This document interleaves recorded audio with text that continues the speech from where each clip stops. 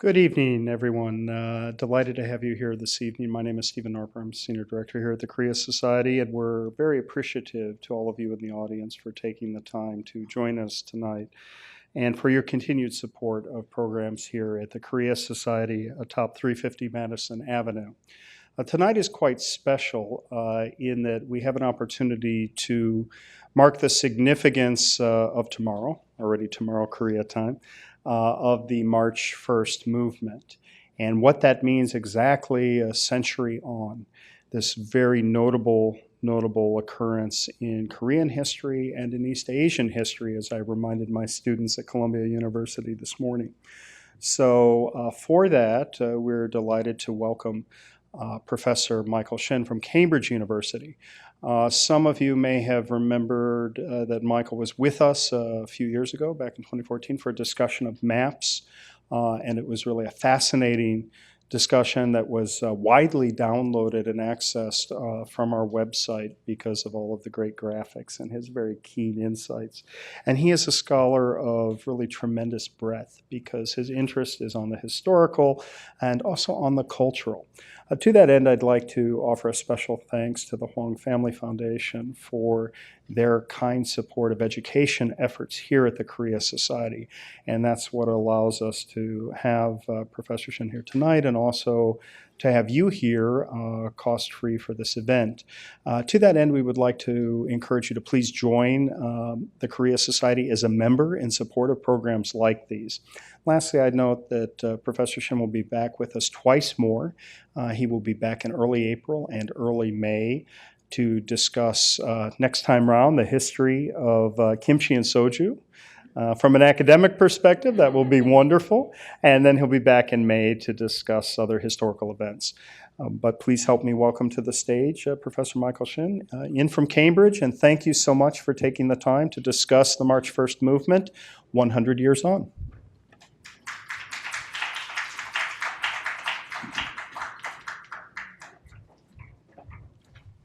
I'd like to thank Professor Norper for inviting me here to talk to you today. And luckily, the summit was not so riveting, so yeah, I'm glad to see that you can take yourselves away and come here tonight. As you mentioned, tomorrow is the 100th anniversary of the March 1st movement. And as some of you should already know, this was the largest uprising against Japanese rule during the 35-year occupation of Korea by the Japanese. Now, the basic story is known to virtually all South Koreans, and this is sort of the mythical version of the movement that's been taught in schools, right? So after months of secret planning, 33 leaders gathered for some reason in a Chinese restaurant in Seoul. There's a restaurant called a Taehwagwan. You can see Insadong, this is the Insadong Road, right? So this is right here. The building still exists, right? Now, but not the original building, but there's still a building on that site. Yeah. Now, and at 2 o'clock in the afternoon of March 1st, they read the Declaration of Independence that had been written by Che Nam-son, and then they turned themselves into the police. At the same time, they had a young person read the Declaration out loud in Pagoda Park. Pagoda Park here, right, along Jongno. Then, as had been planned, thousands of Koreans took to the streets, waving flags. There were students prepared with copies of the Declaration, spreading it around. And they engaged in peaceful protests, walking throughout the city against Japanese rule and demanding Korea's immediate independence. Now, this movement failed because Japan violently suppressed the protests. However, it did lead to the founding of the Korean Provisional Government in Shanghai, and it gave impetus to the nationalist movement both within Korea and abroad. So this movement has been seen as one of the most important events of modern Korean history. So the story of Korea's ability to rise against a violent oppressor, despite facing great odds, has been a source of pride to South Koreans and a central part of South Korean nationalism. And you can see some of the photographs of the event here. This is Doksu Palace here, the wall here, right? Oops, I thought I had one more photo. Nope. Okay. Now, Its importance to South Korean nationalism can be illustrated in two ways. First, March 1st was the first national holiday created in South Korea. In fact, it was created before South Korea was officially launched as a country. South Korea was launched as a country on August 15th, 1948, but March 1st was designated a national holiday in 1946, right, during the American occupation that began after Japan's surrender. And a ceremony was then held on March 1st, 1946. Of course, this was not the first ceremony held to celebrate March 1st. Every year since it occurred, there had been a ceremony in Shanghai at the offices of the Korean Provisional Government. Right? Now, you may know that South Korea is one of the few countries in the world that has two national holidays devoted to its independence. So March 1st to celebrate the Declaration of Independence, then August 15th to celebrate the actual achievement of it. I believe Bolivia is the only other country in the world that does this. It's two separate holidays. Korea has a total of maybe 11 or 12 national holidays. Two are devoted to independence. Now, the second way you can see its importance is in the very constitution of the country. The current constitution, passed in 1987, states that the people of Korea uphold the cause of the Provisional Republic of Korea government born of the March 1st independence movement of 1919. This is a translation of the constitution that I found on the web, on the internet. But the wording of the original constitution was different. So this is it from the actually the government's website. So I didn't find a translation, but I found the original wording of it in 1948. It does not say that South Korea was founded with the founding of the provisional government. No, it says that the Republic of Korea was founded with the March 1st movement. So again, the very legitimacy of South Korea is rooted in the March 1st movement. Now, this shows that anti-colonial nationalism, as embodied in the March 1st movement, was a core part of South Korean ideology and the source of legitimacy for its existence. Now, yes, this is the 100th anniversary, and anniversaries can be sort of an artificial way to talk about it, but it also can be an opportunity to rediscover its importance. Now, this talk will focus on a few specific aspects that reveal some of the longer-term historical forces that were behind the movement. Now, each aspect can show us a different aspect of nationalism, South Korean nationalism. So I hope that what you get out of this is sort of a bit of a deeper understanding of what South Korean nationalism is like. Now, so we'll talk about these issues. The importance of the northwest region of the country, development of modern print, the history of the term nation itself, 민족. Then we'll get into sort of the largest legacy of the March 1st movement, which is the development of ideological splits. But first, let me go over some of the basics of the movement. Now, the movement, of course, began with the end of World War I. Now, there was activity both in Korea itself and abroad to sort of stimulate a nationalist movement. Now, within Korea, the Chondogyo religion was seeking to organize some sort of larger scale movement. If you're not familiar with Chondogyo, it's the later form of the religion known as Donghak, a peasant religion that emerged in the mid-19th century.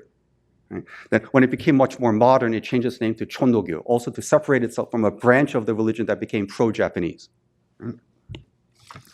Abroad, exiles in China were planning on sending a delegation to Paris to participate in the Versailles Peace Conference, where they were hoping to petition for Korea's independence. These exiles formed an organization called the Shin 청년단, or the New Korean Young Men's Association in China.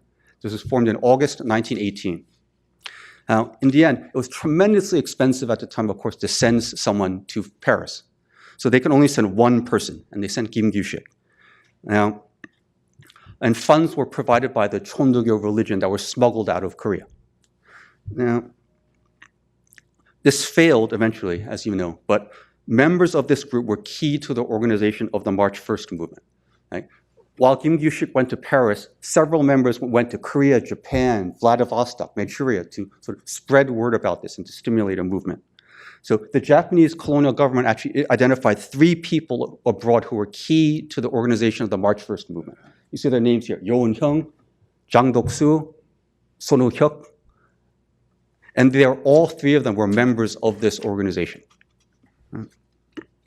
Now, based on this news, the two major new religions in Korea decided to organize the protest together.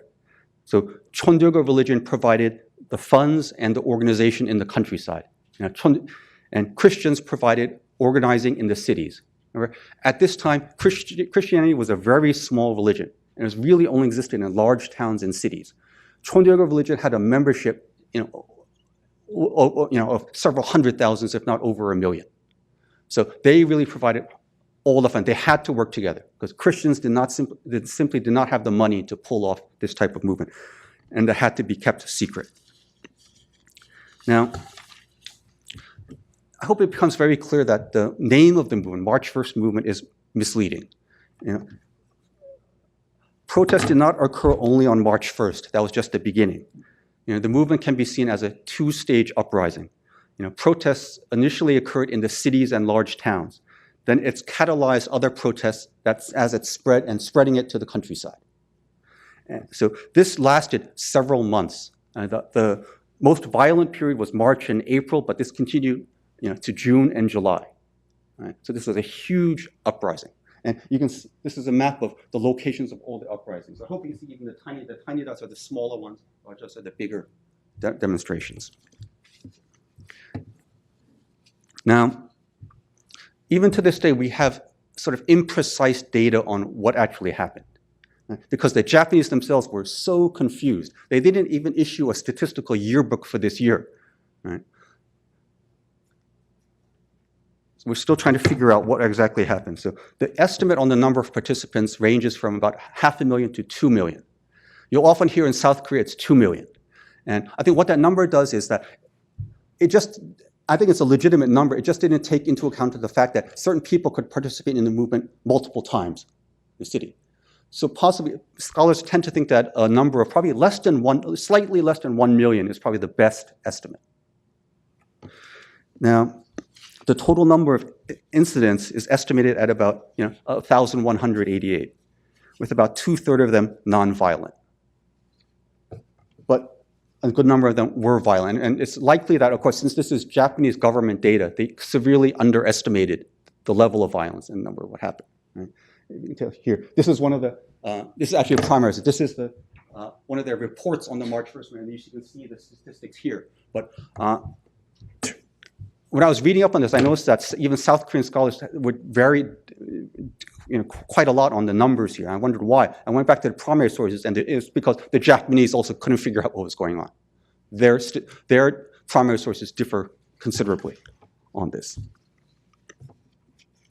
Now, it's sort of not surprising that this became violent because, according to all reports, Japanese were stunned by this. They never, in their hubris or whatever, they didn't expect that Koreans would rise up at this level against their rule. Now, and this led to some brutal massacres. This has been decisively proven in recent years. About 12 years ago, the diary of this Japanese general, Utsunomiya Taro, was made public and published. And in it, he acknowledged that it shows that one of his underlings conducted a massacre at a small town called Jeamni in Gyeonggi province, where they locked up a bunch of Koreans in a church. And it's a familiar story to those people who know the March 1st movement. They locked up a lot of residents in the church and burned it to the ground with 29 people inside. And his diary proved that this did indeed occur. The Koreans were not just spreading false rumors, that this did indeed occur. So I hope this is sufficient to show that the March 1st movement was not really just a movement, it was a large-scale uprising that shook the foundations of Japanese rule in Korea at the time. Okay. Now, let's get into some of the broader historical issues. One thing I want to emphasize is that this actually was sort of a regional movement that became a nationwide movement. And it was very much centered in the northwest of the country. Right? The map I showed you earlier shows that it is nationwide. But I'm going to show you where protests occur on the day of March 1st. It says one's in green. These are the only places where protests occur on the day of March 1st. So aside from Seoul and Wonsan, they all occurred in the northwest. mainly in Pyongan province. This is surprising, and this is today North Korea, right? Now, why is this? Like, why was there's such a regional disparity here? Right? Why did it occur first in the Northwest and not in other regions? Now, as some of you may already know, the Northwest was the vanguard of modernizing efforts in the late 19th and early 20th century. Produced a disproportionately large number of leaders in business, religion, literature, and education at the time. You may know all the story of the 1936 Berlin Olympics. The Son Gi-jung won the marathon. He's from Pyongan province. Baek Sun-yup, the general who was at the beginning of the Korean War, he's from Pyongan province. Writers such as Lee Kwang-soo, Kim Dong-in, all from Pyongan province. The singer, soprano Yoon Shim-dok, from Pyongan province. Right? The president of Yonsei University, Baek Nam-jun, Pyongan province. It goes on and on. Now, this is because it adopted Western institutions both earlier and more rapidly than other parts of the countries. So one task of historians has been to sort of try to explain this. Why is this? And now, as is well known, the Northwest was actually a backward part of the country. It's because it was discriminated against. Because of its proximity to China, it was sort of seen as a rough borderland. So even smart students who passed the civil service exam couldn't rise up to high positions in government. There were certain times when they prohibited marriage with people in the northern provinces. Right? So even though they experienced discrimination, because of this, the hold of Neo-Confucianism was relatively weaker in this area. They had no reason to believe it so strongly because it gave them no tangible benefit. Right? So people have noticed that actually sexism, the discrimination against women was relatively less severe. It's still severe, but relatively less severe in this province. Observers felt that men and women were a bit more equal in this province than in other parts of Korea. Now, so they couldn't produce officials. It wasn't very Neo-Confucian. So instead, it became a center of commerce, trade. This is because tribute missions to China had to pass through the Northwest. China did not allow Korea to take ships to send tribute missions. So commerce actually flourished. And it was these merchant communities that quickly adopted Christianity and modern education from the late 19th century. So a whole network of churches emerged centered on Pyongyang from the initiatives of the converts themselves. You have all these missionary records that show that it wasn't the missionaries that helped to spread Christianity. They gave an initial sort of stimulation, but then the Korean converts themselves really spread Christianity quickly.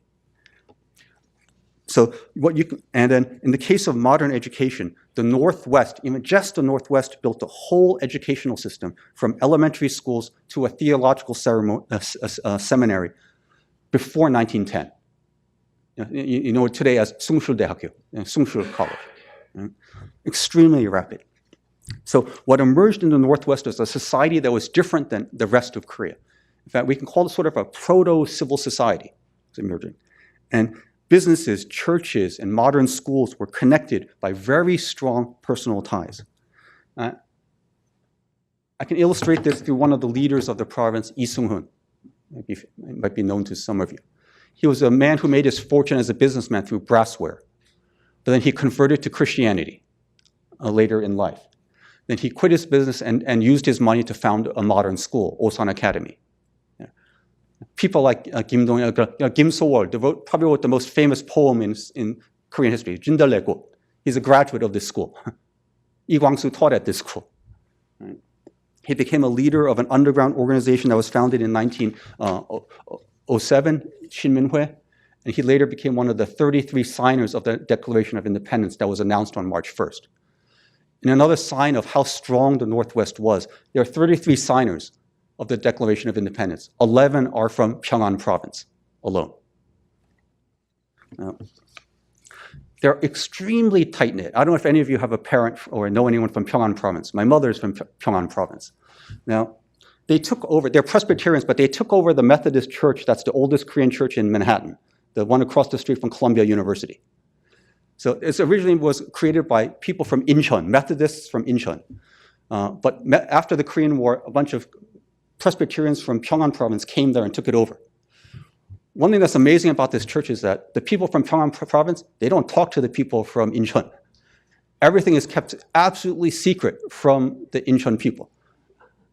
You don't imagine how incredibly tight-knit these people are. Right? They can keep a secret. Yes, you agree, yes. And this is how something like the March 1st movement, which requires tremendous trust and secretiveness, can occur. Now, another feature I want to emphasize is that modern print was key. Oh, sorry, before I go into it, but also emphasize, it's not just Christianity that was important in the Northwest, but Chondogyo. People only think about Christianity, but Chondogyo was also very important in the Northwest, because you know about the big rebellion that occurred in 1894, the Donghak Peasant Rebellion or the Gabo Peasants' War. Right? This was eventually suppressed by the Japanese. Right? But because of that, the religion was suppressed in the South, where it originated, actually, and it went underground. But then it moved up to the north and was very strong in the north. So both Christianity and Chondogyo were very strong in the northern part of the country. Right? I also mention this because people talk about North Korea as if it's this so non-Western country. They go, oh my God, there's markets in North Korea. Well, duh, they have a hundreds-year-long history of running markets. These people know how to run markets. It's not surprising that markets are developing in Northern Korea. Right? And religion was strong there. In fact, they originally felt that Christianity was sort of a lax religion. They felt that they had to actually strengthen the moral nature of Christianity because it was a little bit too relaxed for them. Right? The second major factor I want to emphasize is the spread of modern print. People take it for granted that Koreans printed thousands of the Declaration of Independence and spread it all around the country, secret. But this was done amazingly quickly. They adopted the technology for modern print extremely quickly. The first modern printing press was not brought to Korea until 1883, when they created the first newspaper. Their first newspaper, vernacular newspaper, written purely in Korean, vernacular Korean, was not published until 1896.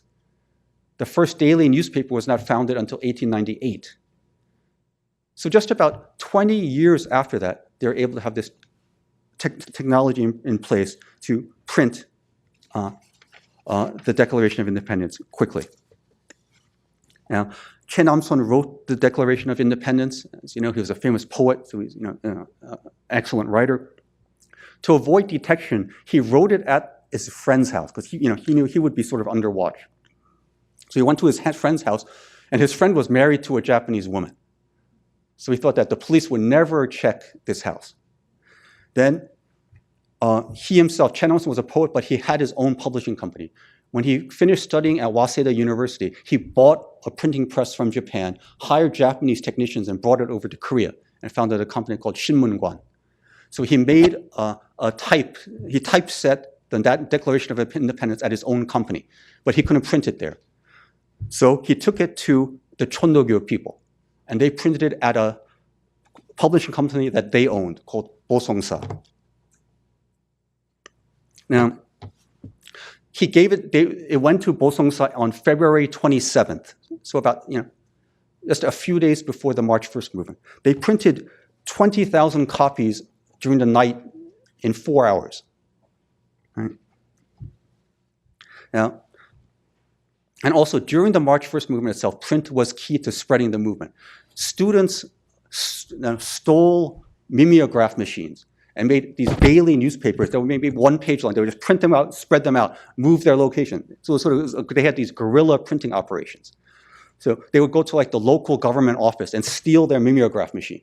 This is possible because the modern print spread already very quickly. These machines were available to be stolen or to be bought. In fact, one way that the Japanese arrested student leaders was that they went to the offices of the Japanese company that sold these machines. Then they got the names of people and tracked them down. Now, this modern print, of course, has been seen as key to the rise of nationalism. Some of you may be familiar with the work of the scholar Benedict Anderson, who wrote a book called Imagined Communities. And he argued that modern print because it can be produced in large quantities and read over long distances, enabled people to it altered people's conceptions of time and space. This experience of reading a newspaper, knowing that everyone in the country at the same time is reading this, changes one's own sense of identity and makes the nationalism possible. So again, it seems to be no accident that the spread of modern print enabled the March 1st movement. And we can see it here. It grew tremendously rapidly. You can see it here especially in 1917. Modern print suddenly appeared to double in volume. Okay. This is when there's actually very little, no Korean newspaper is publishing at the time, no Korean's own newspaper, but still this increased. Some of you may know that what happened in 1917 is that the first modern Korean novel was published in 1917. Lee Kwang-soo wrote Mujong in 1917. It led to tremendous sales of the newspaper it appeared in, even though the newspaper was run by the colonial government, the Mail-Shinbo. Right? But Koreans took to modern print quickly. And I don't know, I hope this story sounds a little familiar to you, that modern print, the printing press was basically, that was the IT of its time. Koreans are extremely quick at adopting information technology. It's not just with cell phones that Koreans acquired this ability. Koreans have had this ability for years. They were the first country to invent metal movable type, sorry Gutenberg, but Koreans invented it 100 years, well over 100 years before Gutenberg did. You see this constantly throughout history, that Koreans are good at information technology, spreading it.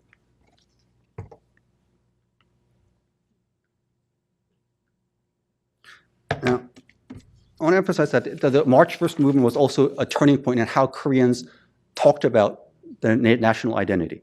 The word for nation in Korea is minjok here.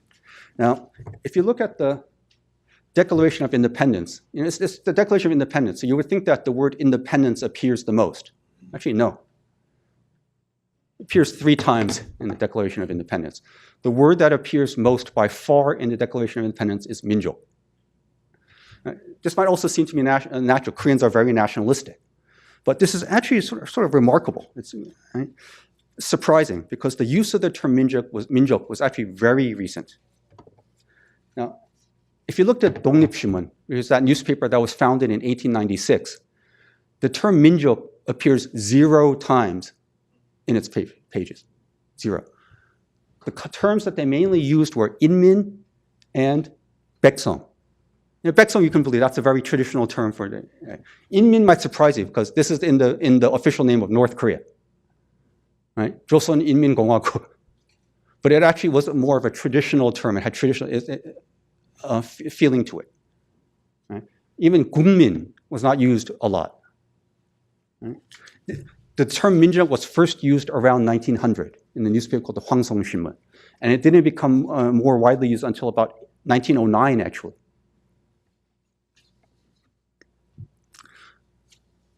So it's just interesting that, again, the March 1st movement seems to stimulate a shift in discourse so that minjok became the established term that Koreans use to refer to their collective identity. This again brings us back to the importance of modern print, that they felt this palpable sense of identity. And the March 1st movement was one of those events where they felt that history became mass experience. Therefore, a form of identity such as minjok became possible at this time. Now let's turn to one of the most important consequences of the March 1st movement. Now, this is where we're going to probably divert most from sort of the mythic story of the March 1st movement. It's mainly seen as contributing to the development of Korean nationalism. But to scholars, I think it would be more accurate to say that the March 1st movement led to ideological splits. Yes, it's true. It's undeniable that that the nationalist movement gained tremendous strength after the March 1st movement. I've talked about the formation of the provisional government in Shanghai. Then within Korea, the Japanese were forced to relax its restrictions on organizations and publications. So this led to a boom in the formation of nationalist organizations in the early 1920s. But the March 1st movement also stimulated interest in socialism.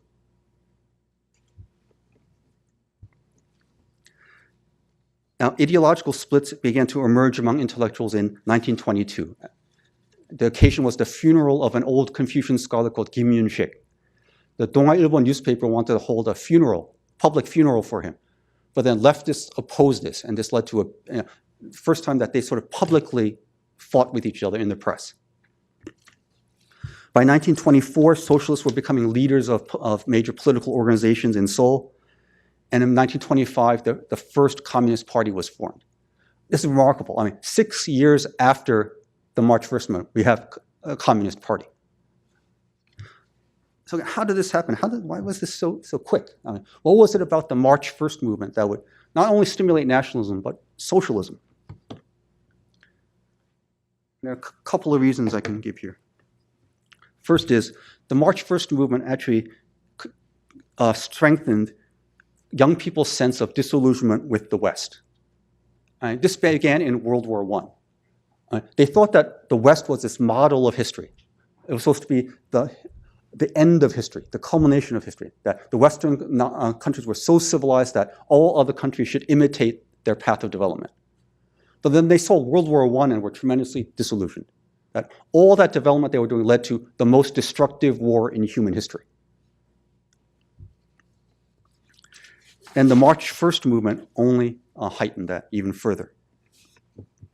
Second, the Bolshevik Revolution occurred in 1917. And its success showed young students that this alternative form of development could succeed. And the March 1st movement provided confirmation of this to certain people. The uprising showed young Koreans the political potential of the masses. And we can see this. There's a great English source on this, which is the book called Song of Ariran by Nim Wales. I don't know if some of you are familiar with this. Nim Wales is the pen name of Helen Foster Snow, who was the wife of Edgar Snow. Edgar Snow was the first Western journalist to interview Mao Zedong. And he wrote a book about it called Red Star Over China. He actually went behind the lines of the Chinese Civil War to interview Mao, and his wife was with him. And while she was there waiting in the camp, she ran into a Korean communist. And he told her his life story, and she published it as this book. So we actually have an intimate portrait of the development of a communist in this period, thanks to this book. Now, he wrote that he was originally a Christian student from Pyongan province. He was in a Christian school when the March 1st movement occurred. He wrote this: "The shock of betrayal from Versailles that came a few weeks later was so great that I felt as though the heart had been torn out of me." But at the same time, he wrote, "The March 1st movement was my first awakening to political consciousness, and the power of the mass movement shook me to the very roots of my being." So it made him despair, but yet it gave him hope for a different type of politics. And the March 1st movement was definitely a turning point in Korean history, because now, after March 1st movement, mass politics became the norm. Politics were mass politics. We had mass movements in history. Now, the third factor is that Koreans became disillusioned with the older generation of leaders. This tremendous sense of a generation gap emerged with March 1st movement. We have this sense in that it politicized young groups of people. We see this throughout Korean history as well. The student revolution in 1960 politicized a bunch of people. Gwangju in 1980. Then the Democratic movement in 1987. This was another one. Young people directed much anger to older leaders who opposed the movement. And people don't talk about it much today, but there were a good number of people, older leaders, who opposed the movement and were even public about it. I don't know why, but though many Christians were involved in the March 1st movement, Methodists were a little reluctant to be involved. The most famous Methodist opposed to the movement was Yoon Chi-ho. And we know this because he himself also left a diary. And he wrote it in English, and it's left to us today. Now, you see this. He wrote this: "The agitators circulate circulate a document that was signed by these people, including this Methodist intellectual Shin, to prove that the Korean people are happy and contented with the Japanese administration. The students are literally gnashing their teeth against Shin Hung-woo. These two caution me as to be careful as to the agitators." I like this expression. They are yoking me, not are cursing me to the movement. he also wrote this. He admitted this. I called on Niwa and to Watase, Reverend Watase. I told them how sincerely I am opposed to the agitation. And Yunchio even gave an interview to a Japanese newspaper saying, I'm opposed to the movement. And he wasn't shy about this. He admitted this publicly. And this could cause tremendous generational conflict and cause a bunch of young people to sort of turn their backs on these leaders and make them more receptive to receiving socialism this time.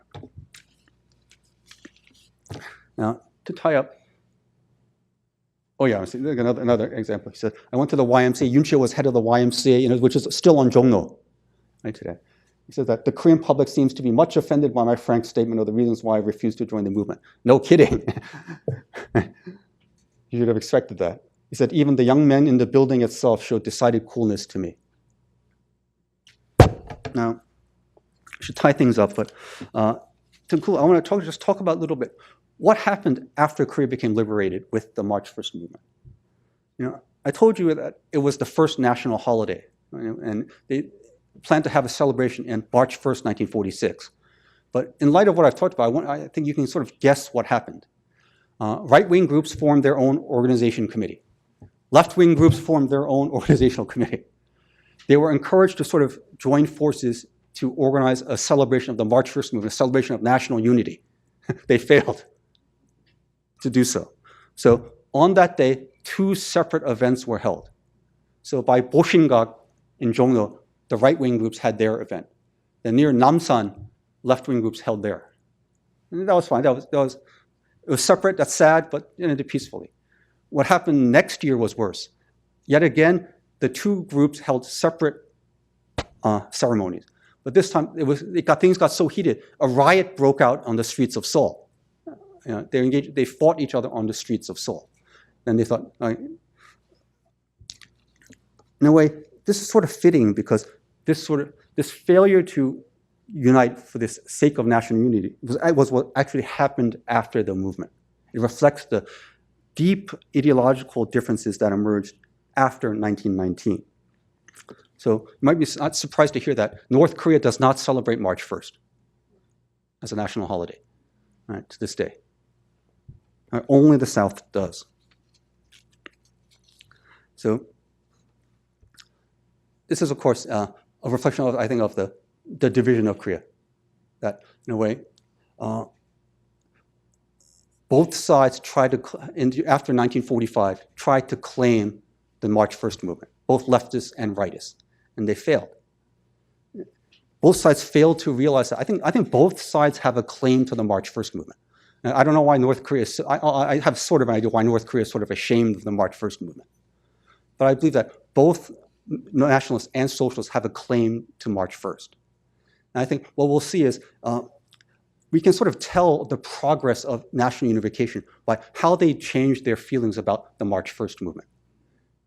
If they truly produce a unified celebration of March 1st, then we can tell that the two sides are unifying. But until then, it will actually remain sort of an unfortunate sort of monument to, again, the failure of national unity to overcome ideological splits, at least for the moment. All right, thank you very much.